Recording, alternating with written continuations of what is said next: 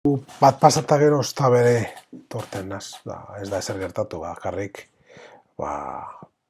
persinioa, bigundu bidoteta. Eta gaurko irakurgaietan, gaurko elizkizunean, landuko daguna da, geuri ez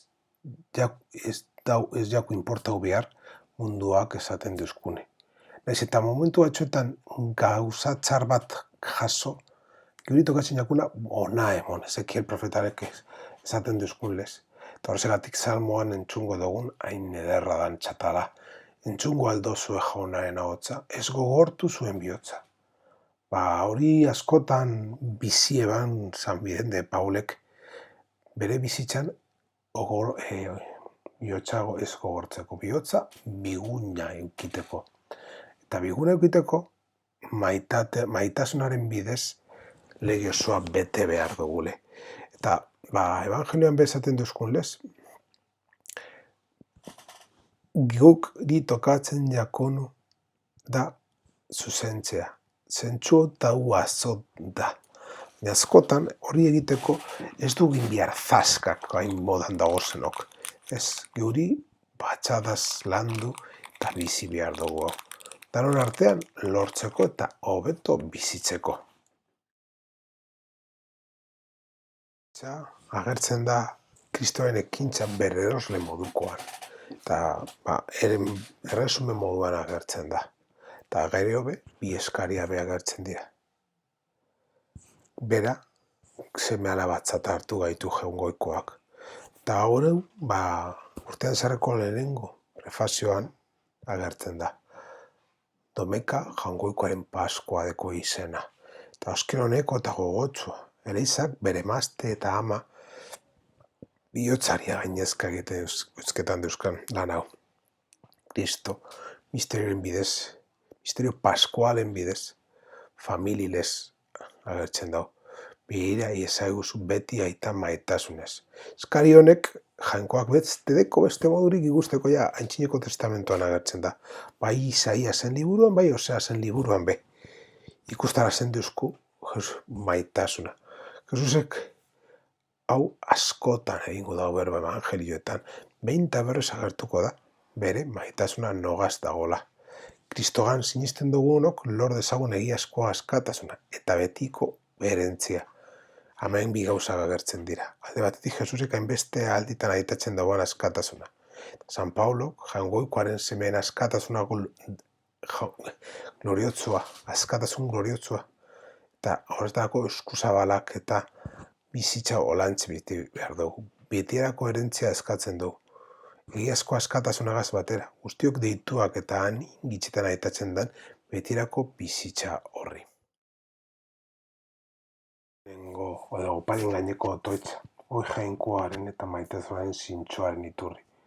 Jangoikoa bakearen eta benetako errukiaren egile gisa aitatzen dau baita behitun zaharrean. Behin eta berriz agertzen da zerbait da. Horregatik jangoikoaren jaiotza altzaina iragerten jake. Haintza abestuz.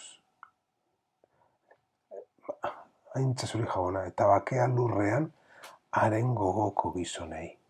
Bakea atzegin daben gizakiak jainkotik jaioten dira.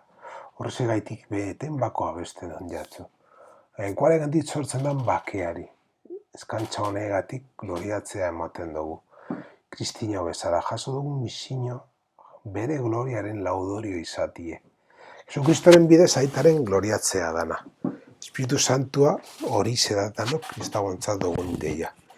Eukaristian parte arteak gure batasunaren loturak nabarmenden indartea. Eleizaren txat gai errepakagarria da zeren baita alditan agertzen dana.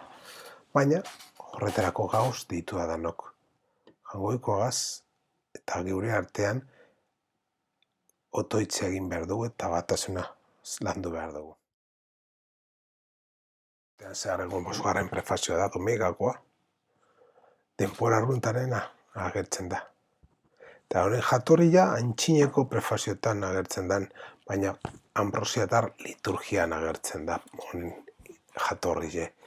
Izakia jangoikoaren irudietan zera eratu. Lumen gentiun 12 zenbakian esaten duzkun lez.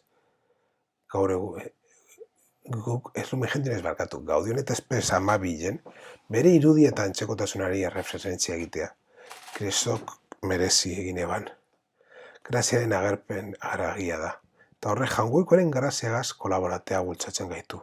Eta horrela, bizitza espirituaren aurrea egitea, perfekzio absolutua ez baita mundu honetakoa. Baizen eta beti egon behar baitogu aurrera virtute kristinoetan. Kriazioa menderatuko dau, eta bere kontemplazioa gaitik horitziko dau, zortzigarren salmoak esaten duzkun lez. Jaingokoaren ordezkaria gara, zokutza da geuretzat da, baina baita bere jabon behar dugu, tokatzen dugu jabotea, eta gizakia izan behar dau zorkantzaren baliaten da. Eta askotan ahaztu egiten da jainkoa zirudia iraundu arte. Horregatik beti erraza da gure bizitzaren berrikuspen egitea. Geuri tokatzen jaku hau jabotea. Geuri tokatzen jaku hau bizitzea. Eta profesionetan agertzen den antropologia kristaua agertzen da. Jangoiko agaz daukagun erramena gizakiok eta mundua baita be.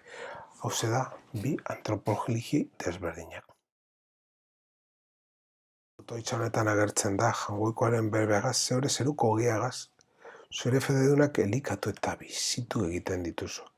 Jainkoa gure bietzitzara dator indarrak emutera, eta mundura urteteko bizi emutera. Horregaitik, jaunari eskatzen dutxau zelikagai dauen gure artean eta behar dadina indar ematen duzku munduan bebarri ona emoteko. Eukaristiaren doeak ez daitezela balio haren bizitzan beti parte hartza, ez izateko moduan.